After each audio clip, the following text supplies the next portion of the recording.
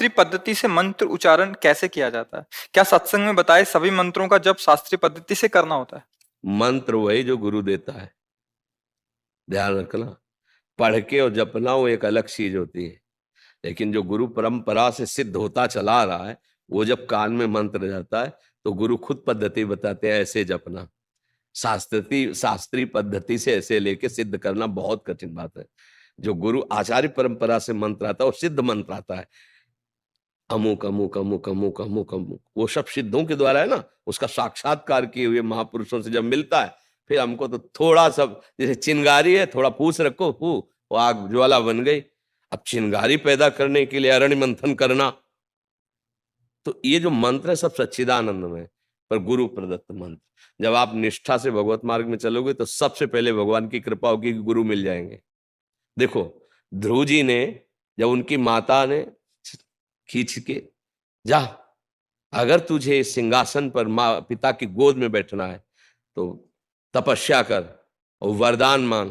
सुरुचि के गर्भ का बालक में, तू सुनीति के गर्भ से पैदा हुआ है, ध्रुव जी से कहा, भी माता के गर्भ, ऐसा नहीं। वो गए और माता जी बोले, माता जी इनका ठीक है, क्योंकि मुझे महाराज अब दासी भाव से भी नहीं देख रहे हैं, यद्यप बड़ी महारानी वही है और सुरुचि नवीन। तो उन्होंने कहा, महाराज जब ऐसा है तो उसका कहना भी ठीक है, बेटा यदि वास्तविक तुम पद प्राप्त करना चाहते हो तो भगवान की आराधना करो, ये सत्य वचन है, भगवान जो चाहोगे दे देंगे। चल पड़े 5 वर्ष के बालक, तो गुरु ना ढूंढना पड़ा, ना बुलाना पड़ा, ना चिंतन करना पड़ा। नगर से निकलते ही नारद जी मिल गए। कहाँ कहाँ ध्रुव, कहाँ जा रहे हो? बोले, महाराज आपको पता होगा कि ऐसी ऐसी घटना घटी और अब मैं जाकर भगवान को रिझाऊंगा। तो उनका अभी चलते हैं, महाराज उत्तानपाद को आदेश करते हैं, अभी वो राज तिलक कर देंगे युवराज पद पे, तुम्हारा नहीं जाने की जरूरत। ध्रुव ने सोचा अभी कदम बढ़ाया तो युवराज पद मिलने की बात आ गई, अब तो रुकेंगे ही नहीं महाराज, अब तो निश्चित भजन कर ले जाएंगे। तो बोले, वहां बहुत सिंह है, सर्प है, बिच्छू है, भय और प्रलोभन। उनका महाराज क्षत्रिय कुल में जन्म हुआ है, एक बार कदम बढ़ा दिया तो पीछे हटाएंगे नहीं, चाहे मृत्यु क्यों ना आ जाए। चेला पक्का, गुरुमंत्र उसी समय दे दिया, मांगना नहीं पड़ा, द्वादशाक्षर मंत्र गुरुमंत्र दिया और बोले जाओ। 6 महीने में भगवत साक्षात्कार कर लिया, क्योंकि सिद्ध मंत्र गुरु प्रदत्त है ना, बहुत जल्दी। तो मुझे लगता है गुरु का वर्ण करके उनके द्वारा दिए हुए मंत्र से फिर हमारा काम बहुत जल्दी बन जाए। मंत्र मूलम गुरु वाक्यम, गुरु के वचनों से निकला हुआ मंत्र। महर्षि, आपने सत्संग में कृष्णाय वासुदेवाय वाला मंत्र बताया था, उसको किस विधि से जपा जाए फिर? ये तो प्रार्थना पुकार है, उसका जप का मतलब थोड़ी है। पुकार कैसी विधि से किया जाता है? आर्त भाव से।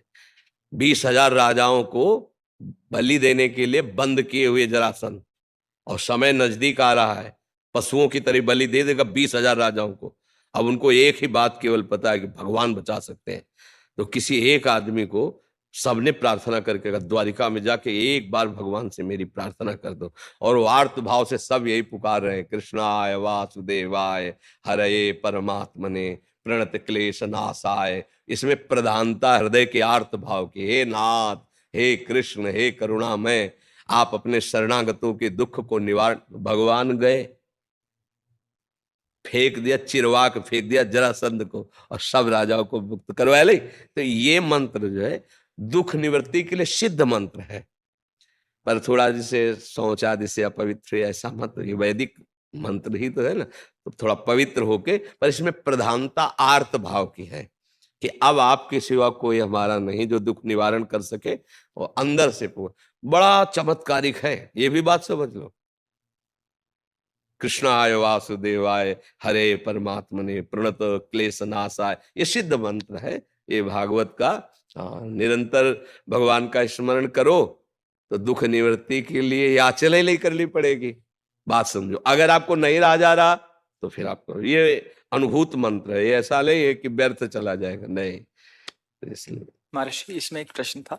आपके सत्संग के माध्यम से हमें सुनने को मिलता है कि सब संत भगवानों की अलग अलग निष्ठा होती है, तो जो कोई अगर वो आज्ञा ऐसे कर देते हैं जो हमारे गुरुदेव ने हमें कुछ अलग आज्ञा किया है, तो उस कंडीशन में हमें क्या करना चाहिए? देखो, आज्ञा पालन तो सिर्फ गुरु वाणी का होता है, सेवा हम किसी की भी कर सकते हैं।